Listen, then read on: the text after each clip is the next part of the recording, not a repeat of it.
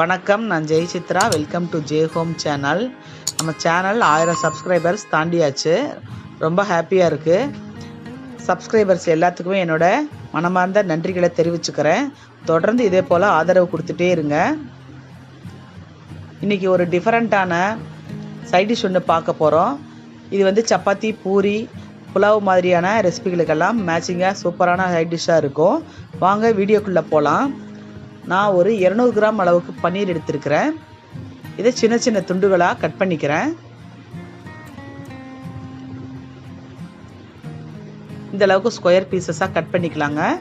இதை கட் பண்ணிவிட்டு கையால் உதுத்து விட்டுக்கலாம். நல்லா உதிரியாக பொடியாக வர்ற மாதிரி உதுத்து விட்டுக்கலாம். பாருங்கள், இந்த அளவுக்கு நான் உதுத்து விட்டாச்சு.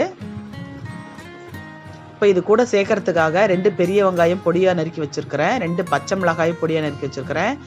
2 பெரிய தக்காளி எடுத்து கட் பண்ணி வச்சுருக்கிறேன். கூடவே ஒரு குடமிளகாயும் இதே மாதிரி சின்ன பீசஸாக கட் பண்ணி வச்சுருக்கிறேன். இப்போ அடுப்பில் ஒரு கடாய் வச்சுருக்கிறேன். ஒரு 4 டீஸ்பூன் அளவுக்கு எண்ணெய் விட்டுக்கலாம்.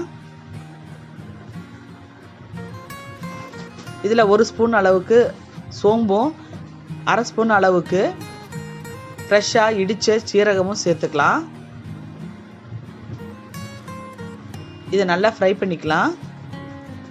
சீரகம் ஃப்ரெஷ்ஷாக இடித்ததுனால நல்லா வாசனையாக இருக்கும். கூடவே கட் பண்ணி வச்சுருக்கிற பெரிய வெங்காயத்தையும் சேர்த்துக்கலாம். பச்சை மிளகாயும் சேர்த்துக்கலாம். வெங்காயம் பச்சை மிளகாய் 2மே சேர்த்து நல்லா வதக்கிக்கலாம்.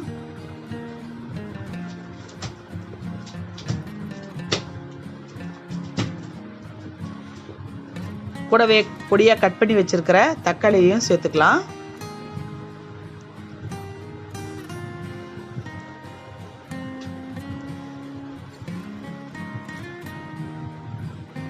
இப்போ 1/2 ஸ்பூன் அளவுக்கு இஞ்சி பூண்டு பேஸ்ட்டு சேர்த்துக்கலாம். தக்காளியோட சேர்த்து நல்லா வதக்கி விட்டுக்கலாம்.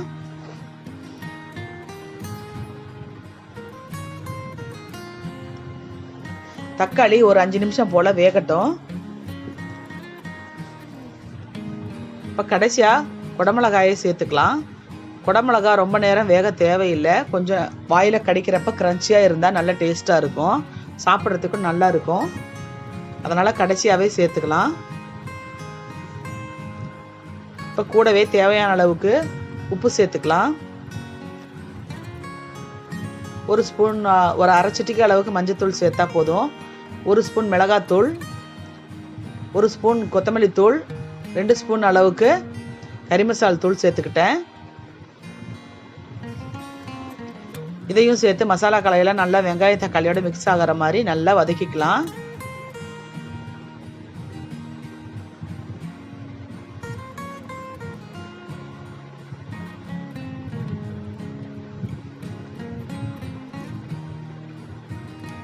லேசாக வதக்கி விட்டுக்கிட்டே இருங்க.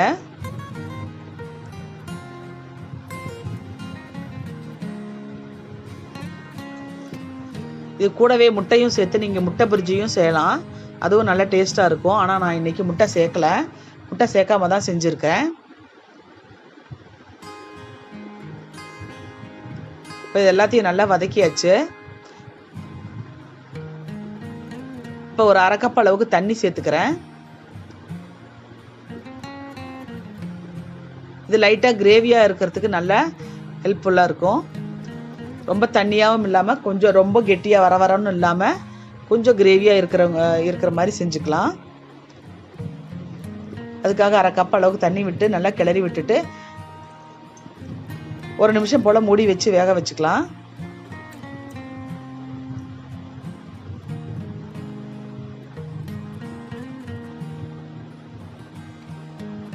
இப்போ 1 நிமிஷம் போல் ஆயிடுச்சு. நான் மூடி திறந்துட்டு மறுபடியும் கிளறி விடுறேன். பாருங்கள், எண்ணெய் பிரிஞ்சு நல்லா கிரேவி திக்காகி வந்திருக்கு. நல்லா வாசனையாகவும் இருக்குது. இப்போ நம்ம உதுத்து எடுத்து வச்சுருக்கிற பன்னீரை இது கூட சேர்த்துக்கலாம். மசாலா கலவையோடு சேர்த்து நல்லா கிளறி விட்டுக்கலாம். பன்னீர் சேர்த்த பிறகு ரொம்ப நேரம் வேக வைக்க தேவையில்லை. ஒரு 1/2 நிமிஷம் போல் கிளறி விட்டால் போதும். இப்போ பன்னீரை சேர்த்த பிற்பாடு மசாலா கலவையோட நல்லா மிக்ஸ் ஆகிற மாதிரி கொஞ்சம் பொறுமையாக மெதுவாக கிளறி விட்டுக்கலாம்.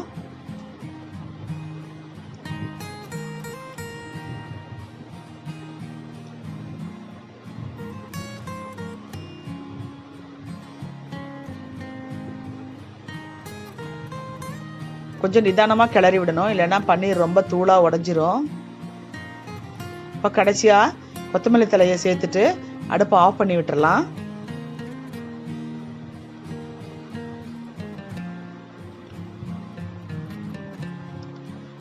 பாருங்க, ஒரு கிளறி விட்டுட்டு அடுப்பை ஆஃப் பண்ணிடுறேன்.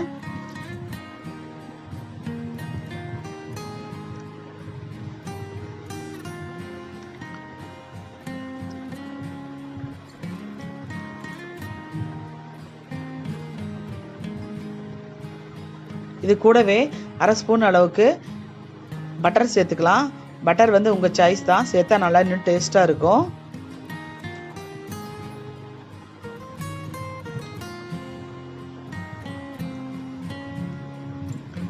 பாருங்க, பட்டரை போட்டுட்டு ஒரு கிளறி விட்டுக்கலாம்.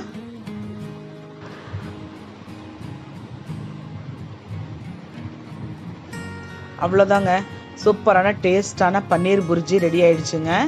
இது சப்பாத்தி பூரியோட சாப்பிட்றதுக்கு பிரமாதமான டேஸ்ட்டாக இருக்கும். நீங்களும் இதை உங்கள் வீட்டில் ட்ரை பண்ணி பாருங்கள். இதே போல் நீங்களும் உங்கள் வீட்டில் ட்ரை பண்ணி பாருங்கள். ஜே ஹோம் சேனலுக்கு சப்ஸ்கிரைப் பண்ணுங்கள். பக்கத்தில் இருக்கிற பெல் ஐக்கானை மறக்காமல் கிளிக் பண்ணுங்கள். வாழ்க வளமுடன்.